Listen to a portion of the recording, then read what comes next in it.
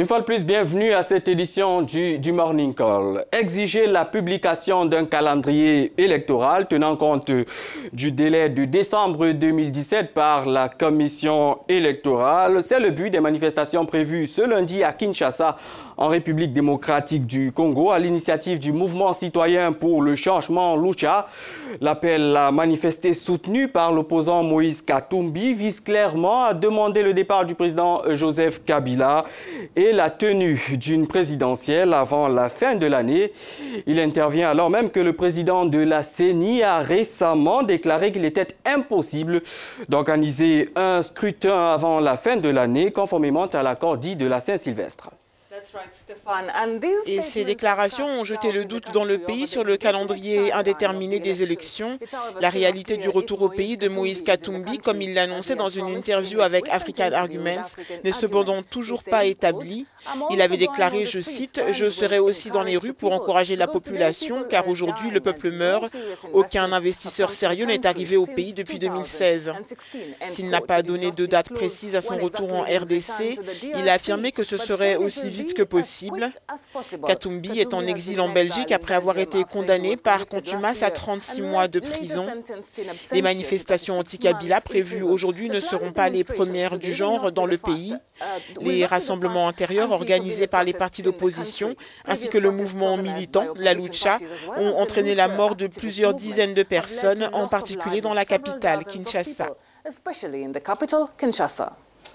Voilà, rendons-nous à Kinshasa à présent. On nous attend Patrice Chitera, le correspondant d'Africa News. Patrice, bonjour et merci d'être avec nous ce matin sur le Morning Call. Alors Patrice, comment se porte Kinshasa? On sait que les précédents appels à manifester se sont soldés par des violences et des morts. Quelles sont les dispositions prises par les organisateurs cette fois?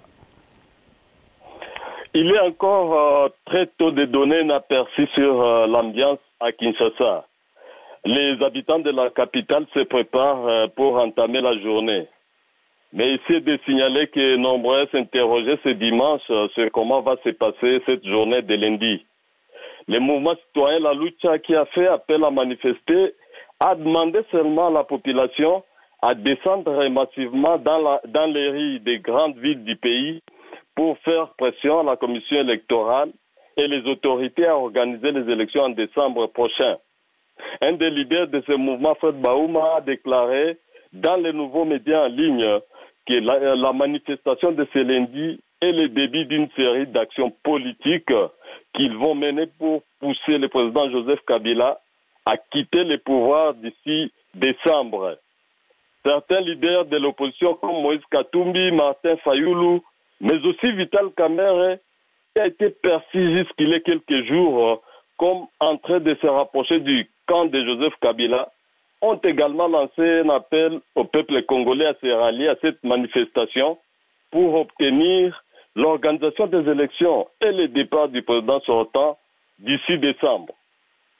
À Kinshasa, l'itinéraire de la manifestation est fixé des ronds-points 30 juin pour Chité, au quartier général de la Commission nationale électorale indépendante.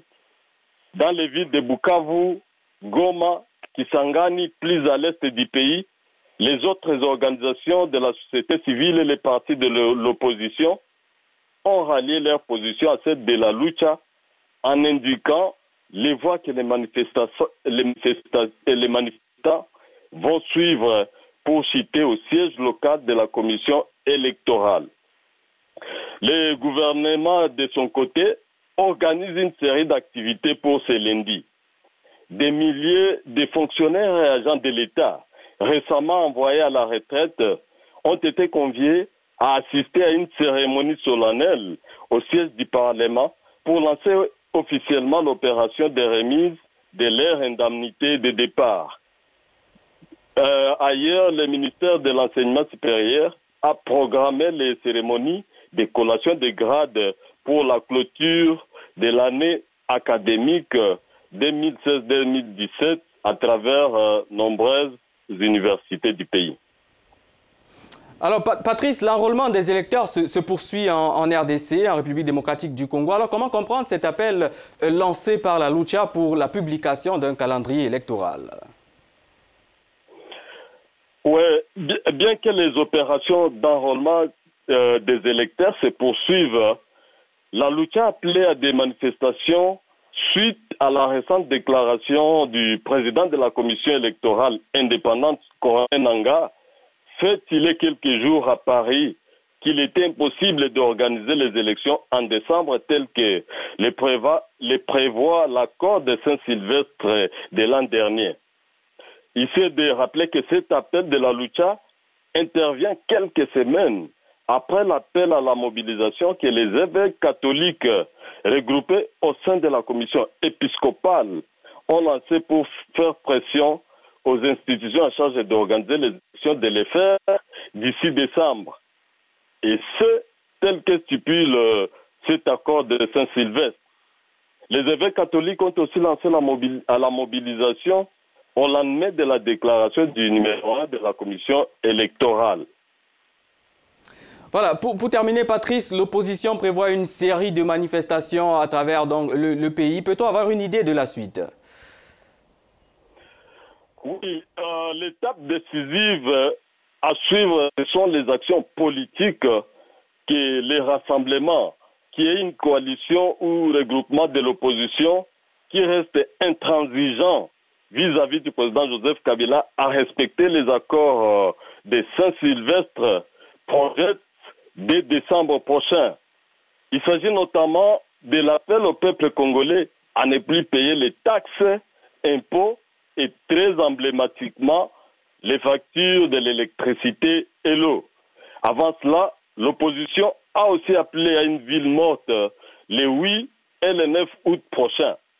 À noter aussi la date du 7 août où le député Mwanda Semi, dont les partisans ont été récemment liés aux attaques de certaines prisons de l'ouest du pays, y compris la prison centrale de Makala, a promis de frapper, selon ses propres dires, sans préciser la nature de l'action qu'il envisage perpétrer. Voilà, à l'instant, Patrice Chitera en direct sur Africa News. Patrice Chitera qui est notre correspondant donc à Kinshasa en RDC.